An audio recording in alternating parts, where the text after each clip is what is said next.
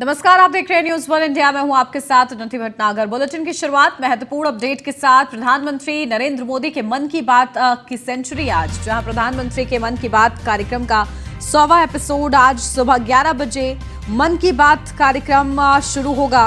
1 लाख बूथों पर कार्यक्रम का प्रसारण किया जाएगा। केंद्रीय मंत्री, सांसद अलग अलग जगहों पर कार्यक्रम सुनेंगे और प्रधानमंत्री नरेंद्र मोदी के मन की बात कार्यक्रम का, क्योंकि आज 100वां एपिसोड है, तो इसे खास बनाने की तैयारी की गई है। 1 लाख बूथों पर इसका प्रसारण किया जाएगा और सभी जिस तरीके से लालायित रहते हैं प्रधानमंत्री के मन की बात कार्यक्रम को सुनने के लिए, क्योंकि इस कार्यक्रम के जरिए देशवासियों के नाम प्रधानमंत्री बड़ा संदेश देने का प्रयास करते हैं।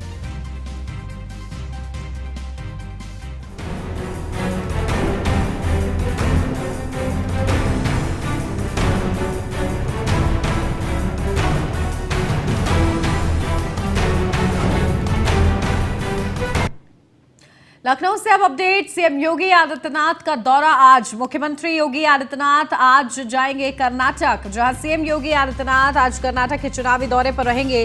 कोप्पल, रायचूर, कलबुर्गी, बीदर में करेंगे चुनाव प्रचार। मन की बात कार्यक्रम को भी सुनेंगे सीएम योगी।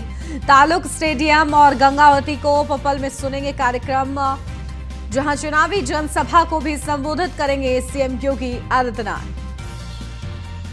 कर्नाटक विधानसभा चुनाव की तैयारियों में तमाम दिग्गज, जहां विशेष कार्यक्रम और ये मिनट टू मिनट कार्यक्रम सीएम योगी का सुबह 10:15 पर बेल्लारी कर्नाटक पहुंचेंगे। सुबह 11 बजे मन की बात कार्यक्रम को सुनेंगे। तालुक स्टेडियम, गंगावती को पप्पल में सुनेंगे कार्यक्रम। सुबह 11:30 बजे जनसभा को संबोधित करेंगे सीएम योगी आदित्यनाथ और बीजेपी प्रत्याशियों के लिए वोट की अपील करते हुए नजर आएंगे। दोपहर 1 बजे US college ground Raichur city में जनसभा होगी सीएम योगी की। दोपहर 3 बजे चितपुरा विधानसभा कलबुर्गी में जनसभा। दोपहर 4:30 बजे अलंद विधानसभा कलबुर्गी में जनसभा होगी। शाम 6 बजे नेहरू स्टेडियम बीदर सिटी में जनसभा। शाम 7:30 बजे लखनऊ के लिए रवाना होंगे। अपडेट लेते हैं, हमारे संवाददाता अश्विनी द्विवेदी हमारे साथ जुड़ गए हैं। अश्विनी, देखिए कर्नाटक विधानसभा चुनाव और तमाम दिग्गजों के दौरे और खुद सीएम योगी आदित्यनाथ भी आज कर्नाटक के दौरे पर रहने वाले हैं। किस तरीके से प्रयास कर्नाटक का विजय करने के लिए कर्नाटक को, और इसके लिए देखिए कोशिशों का दौर भी जारी है, क्या कुछ अपडेट उनके दौरे से जुड़ी? बिल्कुल, मुख्यमंत्री योगी आदित्यनाथ का आज दूसरा कर्नाटक दौरा है। इससे पहले 2 दिन पहले भी कर्नाटक दौरे पर गए, तो कहीं ना कहीं चुनावी समर में कर्नाटक जो चुनाव का है वो जोरों पर है। देखा गया प्रधानमंत्री हो, गृह मंत्री हो या फिर मुख्यमंत्री उत्तर प्रदेश के, वो लगातार दौरे कर रहे हैं, क्योंकि एक टीम टिकड़ी गई जाती है तो जो इनको बोला जाता है कि तीनों जहां पर प्रचार स्टार्ट करते हैं वहां पर भारतीय जनता पार्टी की जीत सुनिश्चित हो जाती है। निश्चित तौर पर प्रधानमंत्री भी दौरे लगातार कर रहे हैं, गृह मंत्री भी कल कर्नाटक में थे। आज मुख्यमंत्री का नंबर है। उत्तर प्रदेश का चुनाव हो या फिर देश के किसी प्रदेश में चुनाव हो, भारतीय जनता पार्टी चाहती है कि मुख्यमंत्री योगी आदित्यनाथ की सबसे ज्यादा दौरे लगे, क्योंकि उनका छवि कहीं ना कहीं ऐसी है, उनका हिंदुत्ववादी चेहरा जो है भारतीय जनता पार्टी के लिए काफी फायदेमंद रहता है। इससे पहले देखा गया अभी हाल ही में गुजरात चुनाव हुआ था, वहां पर भी बड़ी जिम्मेदारी मुख्यमंत्री को दी गई थी और जिम्मेदारी जो थी वो ये थी जहां पर कठिन सीटें थी, जहां पर भारतीय जनता पार्टी के सब सीटें जो मानी जाती थी वहां पर मुख्यमंत्री को जिम्मेदारी मिली थी और उन्होंने बखूबी निभाया। उस लगभग 80 से 90% सभी सीटें भारतीय जनता पार्टी खाते में आई थी। हिमाचल प्रदेश में यही हुआ, इससे पहले पश्चिम बंगाल का चुनाव हुआ, उस दौरान भी यही हुआ। तो ऐसे में कहीं ना कहीं मुख्यमंत्री आज जब कर्नाटक जाएंगे तो कहीं ना कहीं उत्तर प्रदेश की आज में क्या कुछ विकास हुआ डबल इंजन की वजह से ये गिनाएंगे। साथ ही साथ रोजगार कैसे उत्तर प्रदेश में उत्पन्न किया जा रहा है, जो अभी ग्लोबल इन्वेस्टर समिट हुई उसके क्या फायदे हैं, तमाम चीजों को लेकर के लखनऊ से जो है कर्नाटक के लिए रवाना होगा। सुबह 8 बजे रवाना होंगे। साथ ही साथ 10:15 पर जिंदल एयरपोर्ट है बेल्लारी, कर्नाटक पहुंचेंगे। हालांकि आज 3 जिलों में मुख्यमंत्री हैं जो कर्नाटक के वो दौरा करेंगे, जिसमें कहीं ना कहीं जो है उत्तर प्रदेश की रीति और नीति के बारे में बताएंगे। निश्चित तौर पर ये दौरा काफी महत्वपूर्ण होगा। जी बिल्कुल, और देखिए किस तरीके से, क्योंकि जुबानी जंग भी जारी है कर्नाटक विधानसभा को लेकर, प्रधानमंत्री नरेंद्र मोदी को लेकर जिस तरीके से टिप्पणी की जा रही है और उसको लेकर पलटवार चल रहा है। सीएम योगी आदित्यनाथ प्रचार के लिए पहुंच रहे हैं, उनके निशाने पर भी कांग्रेस रहेगी।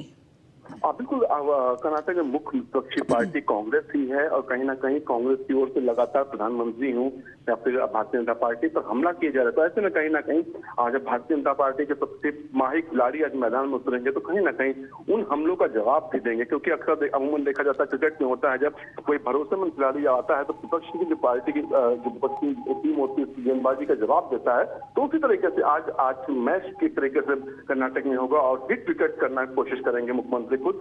तमाम जो सवाल खड़े कर रहे थे कांग्रेस उनके आज जवाब मुख्यमंत्री खुद देंगे, क्योंकि प्रधानमंत्री अमूमन जवाब देने से बचते हैं। तो ऐसे में कहीं ना कहीं मुख्यमंत्री को लगाया जाता है, क्योंकि उनकी जो वाक्पटुता है, उनके बोलने का तरीका है, जवाब देने का तरीका है, तमाम चीजों को लोग पसंद भी करते हैं और कहीं ना कहीं विपक्षियों का मुंह भी इससे बंद होता है। तो ऐसे में कहीं ना कहीं आज का जो दौरा होगा काफी महत्वपूर्ण होगा। जी बिल्कुल। और देखिए इस दौरे के दौरान क्या कुछ महत्वपूर्ण सीएम योगी आदित्यनाथ की तरफ से कहा जाता है, देखना होगा। बहुत शुक्रिया अश्विनी आपका तमाम जानकारी के लिए।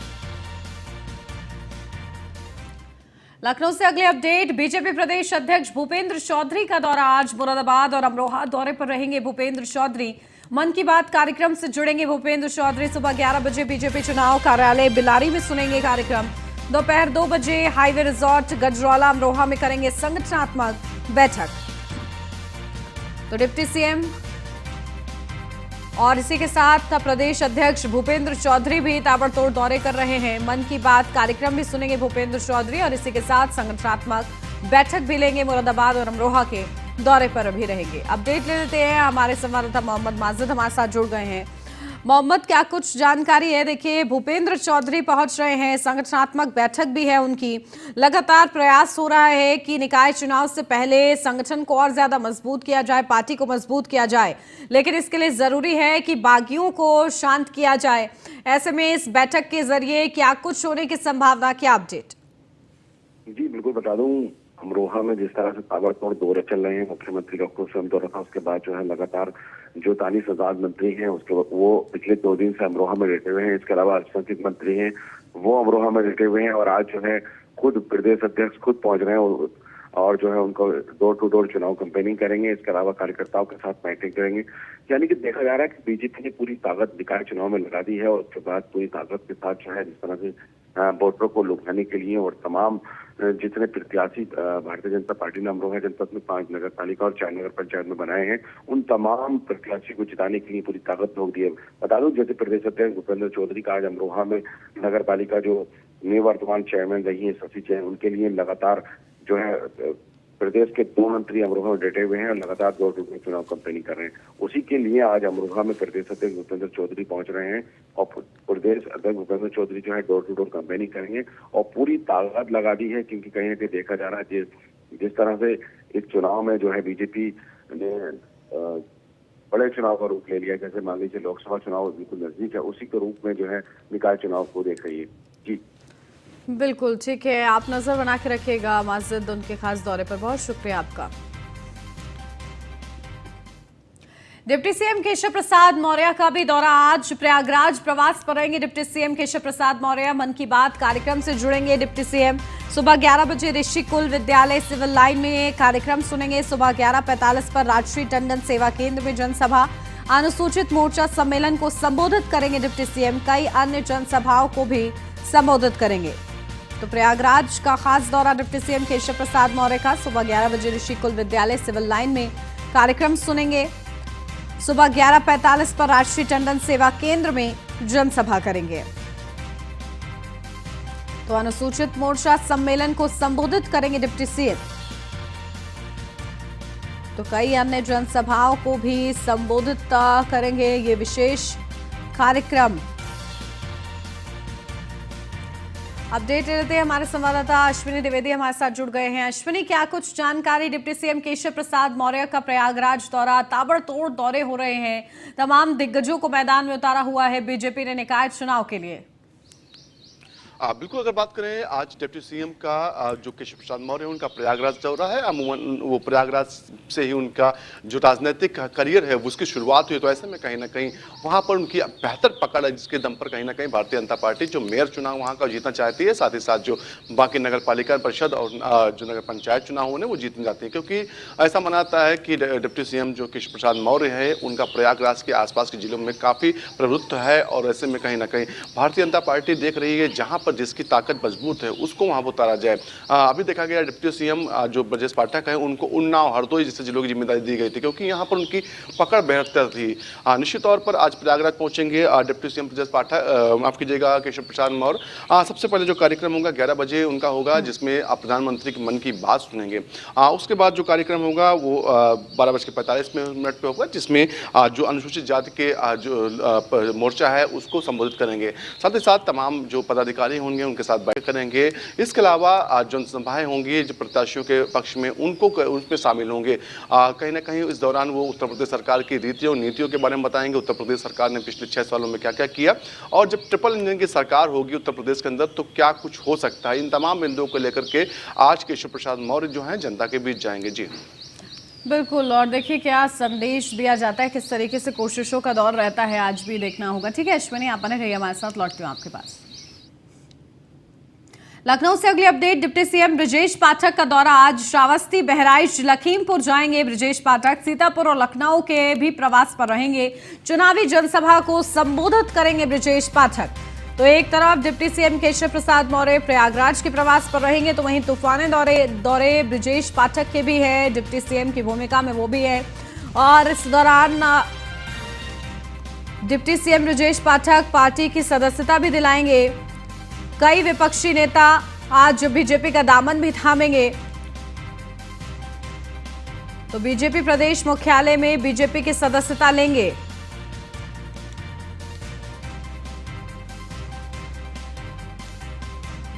चलिए ठीक है, अश्विनी से अपडेट ले लेते हैं। अश्विनी हमारे संवाददाता बने हुए हमारे साथ। अश्विनी, क्या कुछ जानकारी? देखिए दौरों के जरिए और कहीं ना कहीं प्रयास हो रहा है कि संगठन को और ज्यादा मजबूत किया जाए। डिप्टी सीएम ब्रजेश पाठक के नेतृत्व में कई और विपक्षी नेता भी बीजेपी का दामन थामेंगे। लगातार बीजेपी अपना खुनबा बढ़ा रही, निकाय चुनाव से पहले ये छोटी मोटी जीत भी बीजेपी को मिलती हुई नजर आ रही है। बिल्कुल, भारतीय जनता पार्टी चुनाव कोई भी हो पूरी ताकत से लड़ती है। इससे पहले देखा गया था विधानसभा चुनाव होना था, उस दौरान भी तमाम विपक्षी पार्टियों के नेताओं को, दिग्गजों को तोड़कर भारतीय जनता पार्टी अपने पाले में लाई थी। एक बार फिर वही कार्यक्रम चल रहा है कि तमाम जो विपक्षी पार्टियां हैं उनके जो लोग हैं उनको अपनी पार्टी में जोड़ने का काम कर रहे हैं। साथ ही साथ कहीं ना कहीं हर जगह पर कमल खिलाड़ी की बात कर रहे हैं। डिप्टी सीएम ब्रजेश पाठक को इसकी जिम्मेदारी इस बार दी गई है। अब तक 3 बड़ी जो है ज्वाइनिंग लखनऊ में करा चुके हैं, वो आज एक बार फिर ज्वाइनिंग कराएंगे। ऐसे में कहीं ना कहीं भारतीय जनता पार्टी की का जो नीति है कि सबको अपने साथ लाओ, उस पर आगे बढ़ रही है। अमूमन देखा जाता है तमाम विपक्षी पार्टियां होती हैं पहले चेक करती हैं कि उसकी ताकत कितनी है, क्या है उसका बैकग्राउंड, उसके बाद हालांकि बैकग्राउंड भारतीय जनता पार्टी भी चेक करती है, स्वच्छ बैकग्राउंड का अगर होता है तो उसको अपनी पार्टी में लेती है। लेकिन भारतीय जनता पार्टी का मानना है कि कोई भी छोटा से छोटा कार्यकर्ता भी ताकतवर होता है और वो कहीं ना कहीं भारतीय जनता पार्टी की मदद करेगा। तो ऐसे में किसी को भी वो अपनी पार्टी में लेने के लिए तैयार हैं, बस उनकी जो छवि वो धूमिल ना हो, उस पर कोई दाग ना हो। अगर आप स्वच्छ छपके हैं तो भारतीय जनता पार्टी हमेशा कहती है आपका स्वागत है। निश्चित तौर पर उसी का फायदा भारतीय जनता पार्टी को मिलता है, क्योंकि अमूमन कहा जाता है, कहावत है कि हर जगह तलवार से नहीं, कहीं कहीं सुई से भी काम लिया जाता है। तो निश्चित तौर पर भारतीय जनता पार्टी जानती है कि हर जगह बड़े नेताओं से ही नहीं, छोटे नेताओं से भी काम चल सकता है। तो ऐसे में भारतीय जनता पार्टी चाह रही है कि ज्यादा से ज्यादा लोगों को अपने साथ जोड़ा जाए। जी किस तरीके से लगातार, क्योंकि ये बताया जा रहा है चाहे समाजवादी पार्टी हो, बीएसपी हो, कई जो दिग्गज हैं वो भारतीय जनता पार्टी का दामन थाम रहे हैं, और इसको लेकर राजनीतिक गलियारों में किस तरीके की हलचल है? बिल्कुल, भारतीय जनता पार्टी देखा गया इसलिए पहले लगातार जो है दूसरी पार्टियों को लोगों को तोड़ रही है। अगर बात करें शाहजहांपुर से, देखा गया कि शाहजहांपुर से जो मेयर प्रत्याशी थे समाजवादी पार्टी को, उनको तोड़ के अपने साथ लाया गया। इसके अलावा बात करें अगर प्रयागराज में 2022 विधानसभा चुनाव में जो है नंदी के खिलाफ चुनाव लड़ने वाले रईस उनको अपने साथ लाई। इसके बाद लखनऊ में अगर देखा जाए कैंट विधानसभा से 2022 का चुनाव कांग्रेस लड़ने वाले दिलप्रीत सिंह डम्पी को अपने साथ लाई। इसके बाद बात करें समाजवादी पार्टी के तमाम अन्य नेता हैं उनको अपने साथ लाने का काम किया। तो ऐसे में कहीं ना कहीं भारतीय जनता पार्टी सभी पार्टियों पर निगाह रखे हुए और जो भी बेहतर उनके प्रत्याशी होते हैं, जो भी उनके बेहतर कार्यकर्ता है, उनको अपने साथ जोड़ने की हर मुमकिन कोशिश कर रही है और कहीं ना कहीं वो कामयाब भी हो रहे हैं उसमें। जी बिल्कुल ठीक है, बहुत शुक्रिया अश्विनी आपका तमाम जानकारी के लिए। लखनऊ से अब खबर, केंद्रीय मंत्री स्मृति ईरानी का दौरा आज। एक दिवसीय अमेठी दौरे पर केंद्रीय मंत्री स्मृति ईरानी, जहां पर सैदपुर में मन की बात कार्यक्रम को सुनेंगी स्मृति ईरानी। इसी के साथ कई अन्य कार्यक्रम में भी करेंगी शिरकत। तो केंद्रीय मंत्री स्मृति ईरानी का खास दौरा, एक दिवसीय अमेठी दौरे पर केंद्रीय मंत्री स्मृति ईरानी, और इस दौरान प्रधानमंत्री के मन की बात कार्यक्रम को भी वो सुनेंगी। साथ ही साथ कई बड़े कार्यक्रम हैं जिसमें बतौर मुख्य अतिथि भी केंद्रीय मंत्री स्मृति ईरानी शामिल होंगी। अपडेट लेते हैं, हमारे संवाददाता असद खान हमारे साथ जुड़ गए हैं। असद, क्या कुछ जानकारी? देखिए, स्मृति ईरानी का खास दौरा अमेठी का बताया जा रहा है और इस दौरान बड़े कार्यक्रम हैं, क्या कुछ वो कार्यक्रम, कुछ जानकारी इस संबंध में? जी बिल्कुल, देखिए स्मृति ईरानी का दौरा है ये रायबरेली का, अमेठी का। अमेठी के विधानसभा जो लगती है उसमें सलोन विधानसभा भी आती है। सलोन विधानसभा में परसदेपुर है, नगर पंचायत, और नसीराबाद है, वहाँ का दौरा रहेगा। और जो बीजेपी प्रत्याशी उनके लिए वोट की अपील करेंगे और कार्यकर्ताओं में ऊर्जा भरने का काम जरूर करेंगी। लगातार जिस तरह से बीजेपी ने टारगेट करके रखा है रायबरेली को, लगातार कोई ना कोई, कल भी डिप्टी सीएम थे और आज स्मृति ईरानी। बिल्कुल, तो देखिए रायबरेली भी दौरा है उनका। असद, इस दौरान क्या कोई बैठक भी है जिस बैठक के जरिए वो कई दिशा निर्देश भी दे सकती हैं, कुछ ऐसा कार्यक्रम भी क्या निर्धारित है? देखिए, दिवसीय दौरा अमेठी है। रायबरेली चूंकि बगल में ही अमेठी के एकदम सटा हुआ है, तो सलोन विधानसभा जो अमेठी में भी आती है और रायबरेली में भी आधी जो उसकी जो विधानसभा है वो रहती है। तो वहाँ पर सदेपुर और नगर पंचायत नसीराबाद है, जहाँ के जो बीजेपी प्रत्याशी हैं उनके लिए वोट की अपील करेंगे और कार्यकर्ताओं में ऊर्जा भरने का काम करेंगे। वहीं कार्यकर्ताओं के साथ बैठक भी है। कहीं ना कहीं से चुनाव का आखिरी पड़ाव है और उसी को लेकर कहीं ना कहीं से ये उनका महत्वपूर्ण दौरा माना जा रहा है। ठीक है असद, आप नजर बना के रखिएगा, बहुत शुक्रिया आपका। दिल्ली से अब खबर, कांग्रेस महासचिव प्रियंका गांधी का कर्नाटक दौरा आज कर्नाटक में प्रियंका गांधी करेंगी जनसभा और रोड शो। कानपुर में जनसभा करेंगी प्रियंका गांधी वाड्रा, जमखंडी में भी करेंगी जनसभा। तो आज कर्नाटक में प्रियंका गांधी जनसभा करेंगी। विधानसभा चुनाव से पहले राजनीतिक पार्टियों के दिग्गज पहुंच रहे हैं, जहां बीजेपी ने अपनी पूरी फौज उतार रखी है, तो वहीं कांग्रेस से भी कांग्रेस महासचिव प्रियंका गांधी वाड्रा आज प्रचार प्रसार करती हुई नजर आएंगी, जनसभा करेंगी और सीधा मुकाबला बीजेपी और कांग्रेस के बीच है कर्नाटक में। और ऐसे में जुबानी जंग भी जारी है कर्नाटक का प्रचार प्रसार के दौरान कांग्रेस और बीजेपी में, और इस बीच दिग्गजों के दौरे भी जारी है। कर्नाटक के मंगलुरु में केंद्रीय गृह मंत्री अमित शाह ने रोड शो किया। इस दौरान न्यूज वन इंडिया के एडिटर इन चीफ अनुराग चड्ढा ने गृह मंत्री अमित शाह से खास बातचीत की है, आपको वो सुनवाते हैं। अमित शाह का कर्नाटक में रोड शो शुरू हो चुका है, उनसे हम बात करते हैं। आप देख सकते हैं यहाँ पर जो कर्नाटक का मैंगलोर इलाका है, वहाँ पर अमित शाह का रोड शो शुरू है। कर्नाटक की सड़कों पर लगातार जो लोग हैं वो अमित शाह का अभिवादन स्वीकार कर रहे हैं और अमित शाह को भी कहीं ना कहीं ये महारत हासिल है, जैसा कि मैंने आपको पहले की रिपोर्ट में बताया कि वो रोड शो, चुनावी रैलियां और जो जनसभाएं होती हैं उसमें खड़े होकर वो कहीं ना कहीं जनता की नब्ज समझने का वो काम करते हैं। सर, आपको महारत हासिल है, जनता की नब्ज पढ़कर आप बता लेते हैं कि सरकार किसकी बन रही है? भारतीय जनता पार्टी पूर्ण बहुमत से यहाँ सरकार बनाने जा रही है। प्रधानमंत्री जी के लिए कल अपशब्द बोले कांग्रेस के राष्ट्रीय अध्यक्ष ने, आपको लगता है कि गांधी परिवार की सहमति के बिना इन शब्दों का कोई मतलब नहीं है? देखिए, जब जब कांग्रेस ने नेताओं ने मोदी जी के लिए अपशब्द कहे हैं, तब तब भारतीय जनता पार्टी और मजबूती के साथ चुनकर आई है और मोदी जी के समर्थन में जनता और मजबूती के साथ खड़ी है। कीचड़ में जितने कीचड़ उछालेंगे उतना कमल खिलेगा। आज सर प्रधानमंत्री जी ने कहा है कि कांग्रेस ने अब तक 91 बार गाली दी है। अब तक आज प्रधानमंत्री जी ने कहा है कि कांग्रेस ने अब तक उनको 91 बार गाली दी है। जी यही कहता हूँ, जितनी बार गाली देंगे उतनी बार हम मजबूत बनकर बाहर। सर राहुल गांधी ने यहाँ पर फ्री की योजनाओं की बौछार कर दी है। आपको लगता है कि उसका कोई असर होगा? राहुल गांधी कह रहे हैं कि जो फ्री की योजनाएं हैं उनकी निजी गारंटी है। राजनीति में निजी गारंटी का क्या मतलब होता है? देखिए, फ्री योजनाएं उन्होंने गुजरात में भी दी थी, मणिपुर में भी दी थी, त्रिपुरा में भी दी थी, उत्तर प्रदेश और उत्तराखंड में भी दी थी। हर जगह हारे। जनता समझती है कि जनता के कल्याण का काम कौन कर रहा है। तो चलिए, जो अमित शाह हैं उन्होंने साफ तौर पर यह बात कही है कि जो कर्नाटक का चुनाव है उसमें वो निश्चित चुनाव जीतेंगे। और जहां तक राहुल गांधी की फ्री की योजनाओं की बात है, तो कई प्रदेशों में जो चुनाव हुए हैं वहां पर वो लोग फ्री योजनाएं लॉन्च कर चुके हैं, लेकिन राहुल गांधी को अभी तक किसी तरह की कोई सफलता नहीं मिली है। तो आप देख सकते हैं कि अमित शाह जी का जो रोड शो है लगातार जारी है। और जो अमित शाह ने दावा किया है वो देखना होगा कि चुनावों के बाद जब वोटों की गिनती होगी किस तरीके से उनके जो बयान हैं वो सही साबित होंगे। अनुराग चड्ढा, न्यूज़ 1 इंडिया। कानपुर विकास प्राधिकरण के उपाध्यक्ष IAS अरविंद सिंह के विरुद्ध और गैर जमानती वारंट जारी हुआ है। संबंधित थाना अध्यक्ष को निर्देश दिए गए हैं कि वे उपाध्यक्ष अरविंद को न्यायालय के सामने पेश कराएं। बता दें कि उपभोक्ता फोरम ने कानपुर विकास प्राधिकरण के उपाध्यक्ष को कई बार उपस्थित होने के निर्देश दिए थे, लेकिन KTA उपाध्यक्ष बार बार फोरम द्वारा निर्गत निर्देशों की अवहेलना कर रहे थे, जिसको लेकर ये कार्रवाई की गई है। कानपुर विकास प्राधिकरण के VC अरविंद सिंह के खिलाफ एक गैर जमानती वारंट जारी हुआ है।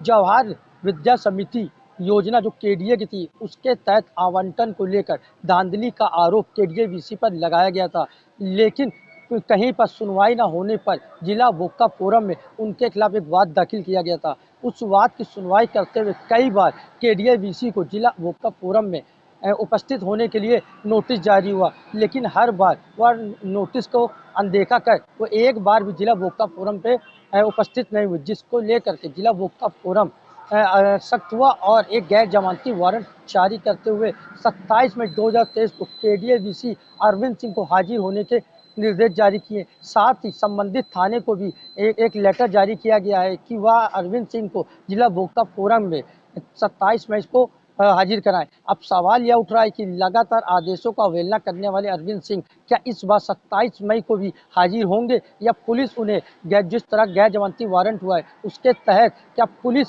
अरविंद सिंह को जो KDA VC है उनको उपभोक्ता फोरम में हाजिर करते हैं या नहीं, यह एक बड़ा सवाल है। क्योंकि पिछले कई नोटिसों के बाद भी उन्होंने एक बार भी नोटिस का जवाब नहीं दिया, ना ही वो उपभोक्ता फोरम में हाजिर हुए हैं।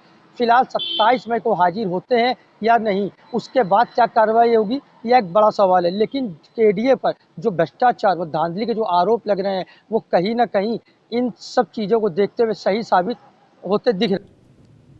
अलीगढ़ से अब खबर, पुलिस को बड़ी सफलता मिली है। पुलिस ने पकड़े हैं 2 नटवर लाल फर्जी दारोगा, जहां खाकी वर्दी पहनकर लोगों को ठगने का ये काम करते थे।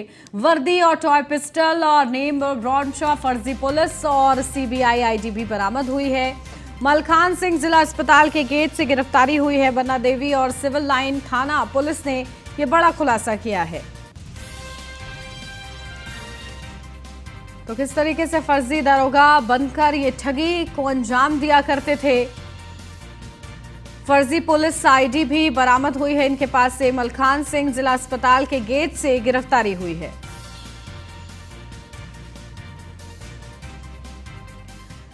मेरठ से अब खबर, बरेली पुलिस ने शिक्षा माफिया के ठिकानों पर छापेमारी की। छापेमारी के दौरान शिक्षा माफिया सचिन गुप्ता की गिरफ्तारी हुई है।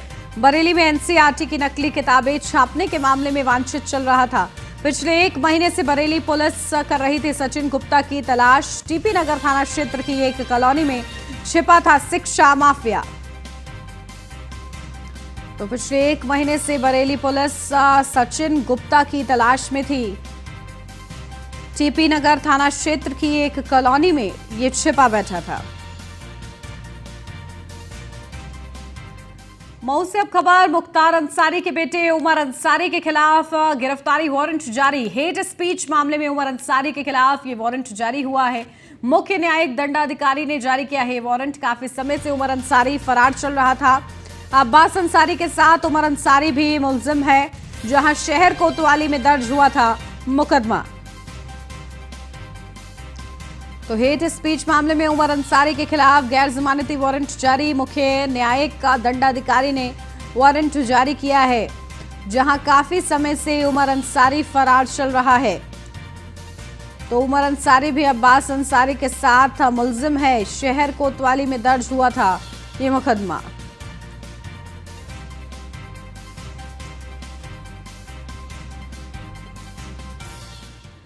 कानपुर निकाय चुनाव में जीत हासिल करने के लिए दांवपेच शुरू हो चुके हैं। हर तरफ जोर आजमाइश चल रही है। पिछले 5 सालों के कामों को मुद्दा बनाकर विपक्षी जनता के बीच जाकर वोट मांग रहे हैं। जनता भी मिला जुला बयान दे रही है। देखिए रिपोर्ट।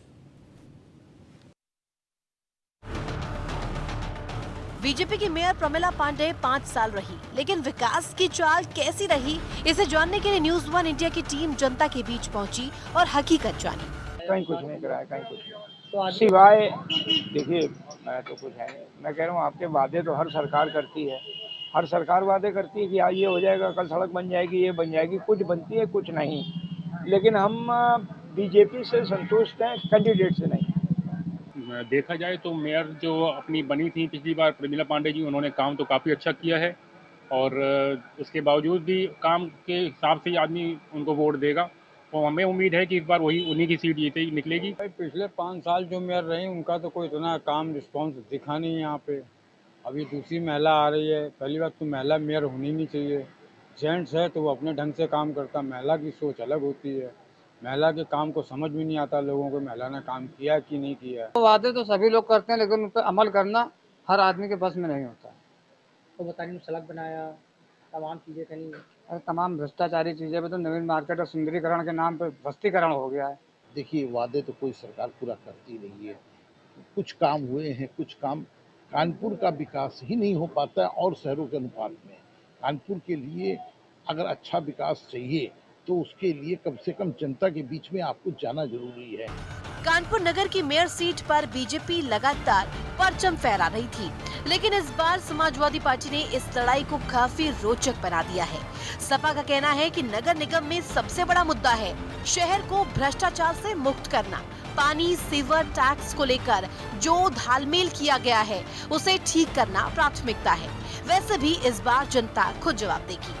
शहर में देखिए साफ सफाई का बहुत बड़ा मुद्दा है, पेयजल की भी परेशानी है बहुत बड़ी बात, आवारा पशुओं की समस्या, जाम की समस्या, प्रदूषण की समस्या, ये सारी समस्याएं हैं बहुत शहर में। 15 साल से इन्हीं लोगों की सरकार थी, नगर निगम में इन्हीं का पूरा वर्चस्व था, तो इतना भ्रष्टाचार हुआ, काम तो कुछ हुआ नहीं है। 15 साल से है तो भी काम नहीं हुआ। 5 साल क्या 15 साल मिले, काम नहीं हुआ। नाले की सफाई में इतना भ्रष्टाचार हुआ, इतने इतने करोड़ों रुपए का घपला हुआ, ये सब दिक्कतें हैं बहुत। ईमानदारी के बल पे हम आगे बढ़ेंगे। दूसरी ओर कांग्रेस का कहना है कि 2.5 साल कोरोना का दुखड़ा रोने से कुछ नहीं होगा। जनता समझ चुकी है और वादों का लॉलीपॉप देने वाली बीजेपी को जनता सबक सिखाएगी। जिसे काम नहीं करना है उसके लिए बहुत सारे बहाने हैं। कोरोना काल उन्हीं के लिए नहीं था, कोरोना काल सभी के लिए था, आम जनता के लिए भी था, हम लोगों के लिए भी था, लेकिन जिसको काम करना होता है वो काम करता है। कोरोना तो एक बहाना है सिर्फ। फिलहाल तो मैं जितनी जगह भी जा रही हूँ मुझे कहीं ना साफ सफाई दिखी है। कूड़े के ढेर जहाँ लगे वहीं पर लगे हुए हैं। कूड़े घर के नाले ऊपर बह रहे हैं, पीने का पानी किसी के घरों में है नहीं, जो आ रहा है तो वो नाले का पानी आ रहा है, बदबूदार पानी आ रहा है। उससे आम जनता करे क्या, ना तो वो किसी कान यूज के लायक वो पानी है ही नहीं।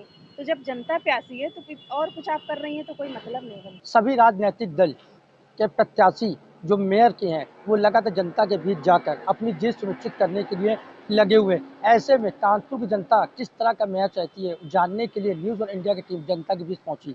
जनता ने साफ तौर पे कहा कि पिछली मेयर जो बीजेपी की रही, पिछले 5 साल कुर्सी पर, लेकिन उन्होंने विकास का कोई भी कार्य नहीं किया। साथ ही उनका कहना है कि बीजेपी को तो पसंद कर रहे हैं, लेकिन जिस प्रत्याशी पर उन्होंने दांव खेला है वो कहीं ना कहीं उनके लिए हानिकारक साबित ना हो जाए। ऐसे में लगातार जो सपा की प्रत्याशी उनका बोलबाला साफ तौर देखने को मिल रहा है। ऐसे में चाहे समाजवादी पार्टी की मेयर प्रत्याशी हो, चाहे कांग्रेस मेयर की प्रत्याशी हो, उनका कहना है कि जो 5 साल सत्ता पे रहने के बाद भी उन्होंने जनता के बीच कभी नहीं गई, ना ही उनके कोई काम किया। साथ ही कोरोना का बहाना बनाकर अपनी जिम्मेदारियों से भाग रही हैं, उनको जनता ही जवाब देगी। लेकिन इस मामले को लेकर के जनता की जो राय है उसको लेकर के जब मेयर की प्रत्याशी प्रमिला पांडे के पास पहुंचा गया तो उन्होंने साफ तौर पर कैमरे के सामने कुछ बोलने से इनकार कर दिया और साफ तौर पर कहा कि जनता का जो भी निर्णय होगा उसको भी स्वीकार करेंगी, लेकिन कैमरे के सामने बोलने से इनकार कर दिया। अब देखने वाली बात यह होगी जब 11 तारीख को द्वितीय चरण में कानपुर में जब मतदान हो, 13 तारीख को जब मतगणना होगी तो जीत का चेहरा किसके सर पहुंचता है। क्या जनता जिस तरह का मेयर चाहती क्या उस तरह का मेयर उनको मिलेगा, यह एक बड़ा सवाल रहेगा। कानपुर से Ramji Sharma, news on India. और इसी के साथ इस बुलेटिन में बस इतना।